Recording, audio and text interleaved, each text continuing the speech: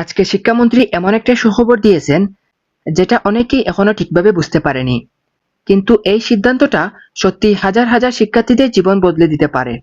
বিশেষ করে এসএসসি 2026 পরীক্ষার্থীরা তোমরা সবচেয়ে বেশি উপকৃত হবে, কারণ এই নিয়মটা প্রথমবার তোমাদের ওপর কার্যকর হচ্ছে। চলো খুব সহজ ভাষায় পুরো বিষয়টা বুঝিয়ে দিই। দেখো, পরীক্ষা দেওয়ার পর রেজাল্ট প্রকাশ হয়, তখন কি সবার রেজাল্ট প্রত্যাশার মতো আসে? একদমই না। অনেকেই ভালো পরীক্ষা দিয়েও কম নম্বর পায়, আবার কেউ কেউ অপ্রত্যাশিতভাবে ফেলও করে। তখন সবার মুখে একটাই কথা থাকে, আমি এত খারাপ পরীক্ষা দেইনি। আসলে অনেক সময় এই কথাটা সত্য হয়, কারণ সব ভুল কিন্তু শিক্ষার্থীদের হয় না। কখনো কখনো খাতা মূল্যায়নও ভুল হয়। গত বছর একজন শিক্ষার্থী আমার কাছে এসেছিল, সব বিষয়ে তার A+, কিন্তু একটি বিষয়ে ফেল। সে নিজেই এটি বিশ্বাস করতে পারছিল না, কারণ তার পরীক্ষা সত্যিই অনেক ভালো হয়েছিল। পরে সে বোর্ড চ্যালেঞ্জ করলো, আর ফলাফল কি হলো জানো? ফেল থেকে সরাসরি তার A+ চলে এসেছে। মানে প্রথমবার তার খাতা মূল্যায়ন ভুল হয়েছিল। এখন অনেকেই প্রশ্ন করতে পারো, ভাইয়া বোর্ড চ্যালেঞ্জ আসলে কি? অনেকেই এটা ঠিকভাবে জানো না।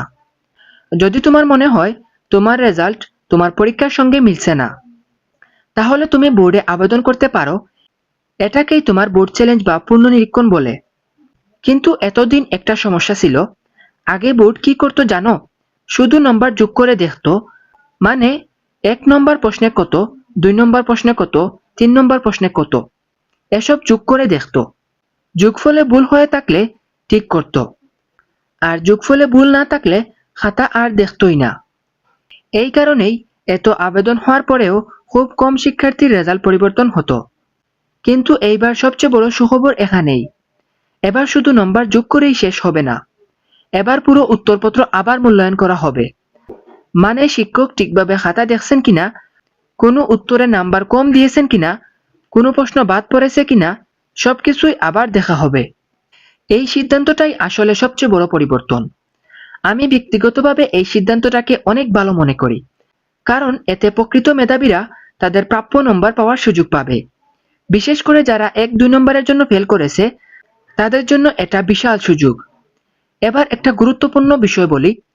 অনেকের মনে একটা প্রশ্ন আসতে পারে, যদি আবার খাতা দেখে আমার নাম্বারটা কমে যায়? উত্তর হলো না। ধরো তোমার নাম্বার এসেছে 50, পরে আবার খাতা মূল্যায়ন করে দেখা গেল তোমার পাওয়ার কথা ছিল 45, তাহলে তোমার নম্বর কমানো হবে না, তোমার নাম্বার 85 থাকবে। অর্থাৎ নাম্বার বাড়তে পারে কিন্তু কমবে না। এটি শিক্ষার্থীদের জন্য সবচেয়ে বড় স্বস্তির বিষয়। আমার বিশ্বাস, এই নতুন নিয়মের কারণে এবার অনেক শিক্ষার্থীর রেজাল্ট পরিবর্তন হবে। অনেক ফেল করা শিক্ষার্থী পাশ করবে, অনেকের জিপিএ বাড়বে, আর অনেকেই তার প্রকৃত নম্বর ফিরে পাবে। তাই রেজাল্ট নিয়ে আগে থেকেই হতাশ হবে না। যদি সত্যিই মনে হয় তোমার রেজাল্টের সমস্যা হয়েছে, তাহলে অবশ্যই বোর্ড চ্যালেঞ্জ করবে। কিভাবে আবেদন করবে, কত টাকা লাগবে, কখন আবেদন শুরু হবে, সবকিছুই আমি আলাদা ভিডিওতে বিস্তারিত দেখিয়ে দিব। তাই ভিডিওটি ভালো লাগলে অবশ্যই লাইক করবে, বন্ধুদের সাথে শেয়ার করবে, আর শিক্ষা বিষয়ক এমন গুরুত্বপূর্ণ আপডেট সবার আগে পেতে চ্যানেলটিকে সাবস্ক্রাইব করে এবং পেজটিকে ফলো করে রাখবে। আল্লাহ হাফেজ সবাইকে।